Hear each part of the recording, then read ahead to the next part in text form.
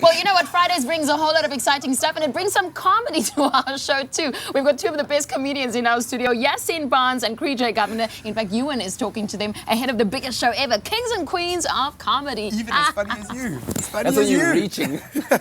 Now, the kings and queens of South African comedy have sharpened their witty swords and are returning to the Durban ICC tonight to perform a royal class show. 12 comedians, two of which join us today on your Feel Good Breakfast show, Yaaseen and Krijay Govender. Welcome to Expresso, guys.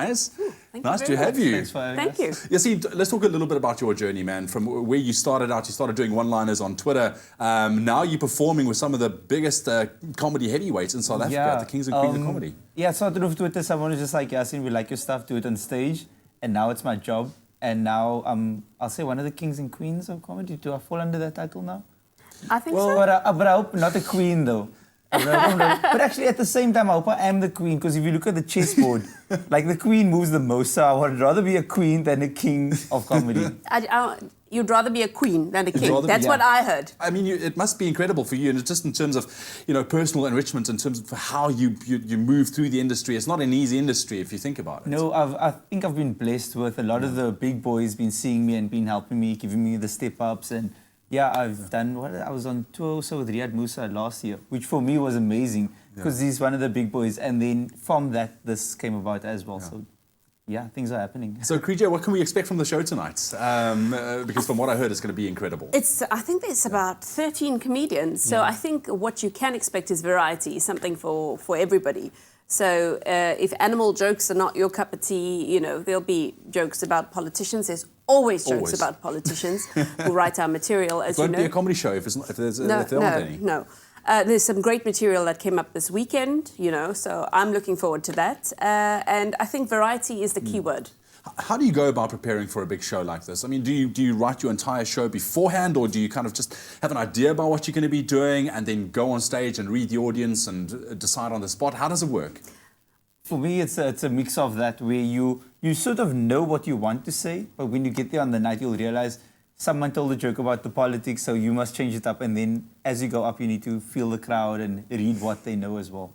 Yeah. I think you sort of half prepare and get ready for many forks on the way, so that you can either go that way or this way, depending on what an audience likes. Yeah. Sadly, comedy does play to an audience, So you might have a great joke and it might just be the most intellectual joke you've ever come up with.